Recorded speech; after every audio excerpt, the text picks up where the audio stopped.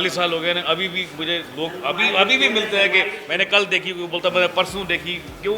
Because उसकी shelf life कभी ख़त्म ही नहीं होती। लेकिन यही चीज़ उसमें अगर गंदगी डाल दो तो वो एक बार आदमी हंसता है, बस उसके बाद ख़त्म हो जाता है। आजकल तो बहुत ज़्यादा स्ट्रेस भरी लाइफ है हर किसी की, और इसमें यही एक रास्ता है जहाँ पे लोग एंटरटेन होते हैं कुछ देर के लिए, अपनी प्रॉब्लम्स को भूल जाते हैं। तो मेरे लिए तो बहुत महत्वपूर्ण है कि कॉमेडी जोन होना ही चाहिए, क्योंकि इंसान पैसा खर्च कर रहा है, अगर वो टीवी देख रहा है या फिल्म देख रहा है तो वो वसूल होना चाहिए, इंसान खुश होना चाहिए देख करके, रोना नहीं चाहिए।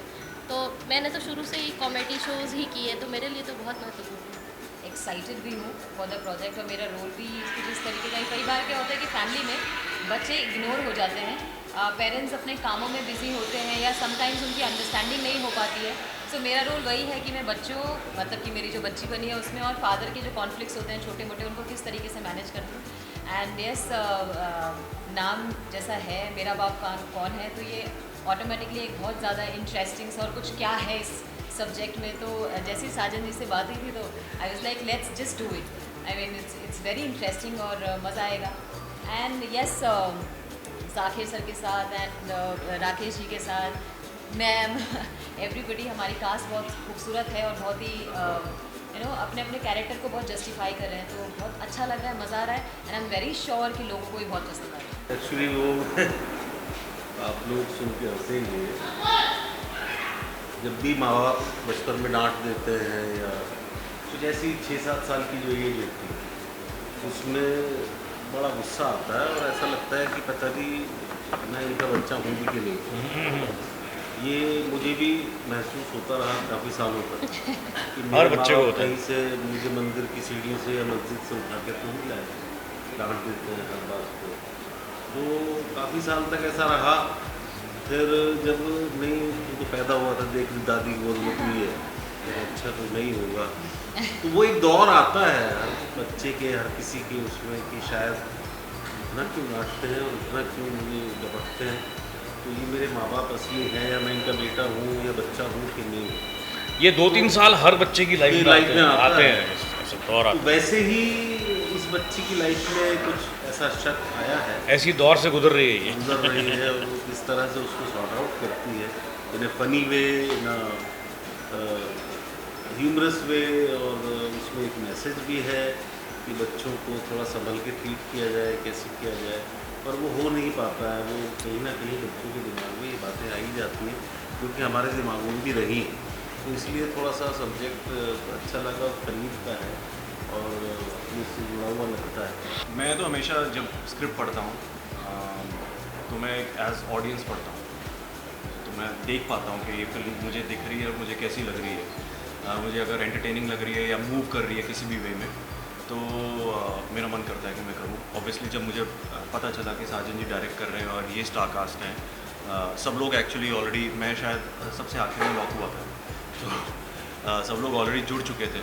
तो जब पता चला कि ये नामी शख्स सबके सब जुड़े हुए हैं, सो पहले तो स्क्रिप्ट बहुत अच्छी लगी, नरेशन बहुत अच्छी लगी, और फिर इनके साथ काम करने का पहली बार मौका मिल रहा है, सो मैं उसको गंवाना नहीं चाहता था। And that's why I am here and I am very very glad that I pick this subject up and doing something. I am playing a father for the first time.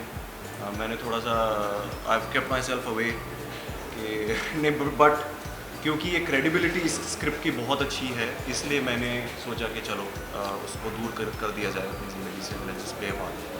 बहुत सारी अच्छी चीज़ें कर रही हूँ और पता लगा रही हूँ कि मेरा बाप कौन है। तो ये स्टोरी बहुत अच्छी है, जो जितनी भी स्टार कास्ट है सब बहुत प्यारे हैं, बहुत ही अच्छे हैं, और जो हमारे डायरेक्टर है साजन सर, और जिनका जो ऐप है वो लोग बहुत ही स्वीट हैं, बहुत ही केयरिंग है, तो बहुत मज़ा आ रहा है।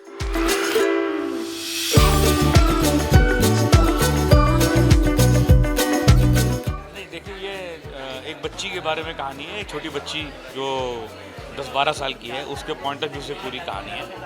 तो जब बच्चा ग्रो कर रहा होता है फैमिली में, और अगर माँ बाप ठीक से अटेंशन नहीं देते, तो हर बच्चे के मन में ये ख्याल आता है कि क्या मैं इनका असली बच्चा हूँ या नहीं हूँ, या मुझे कहीं कचरे के ढेर से उठा के तो नहीं लाए ये लोग।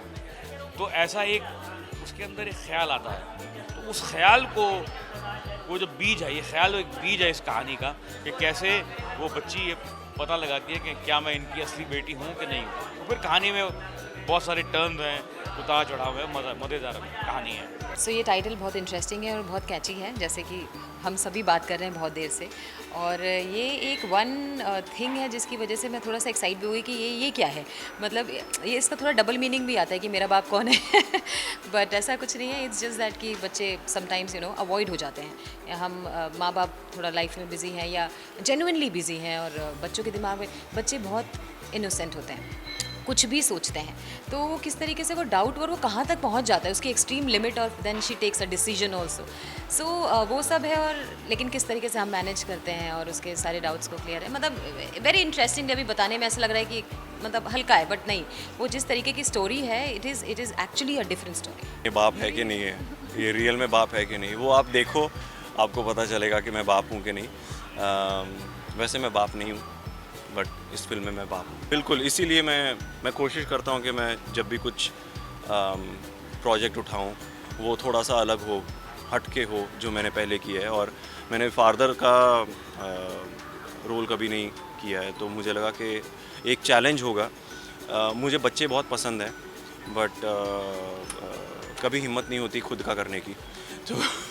तो ये होता है कि ठीक है, अभी के लिए नहीं तो कैमरा के लिए सही, but I wanted to understand whether it's bit of a challenge for me, because I wanted to understand कि मैं फादर प्ले कर पाऊँगा कि नहीं।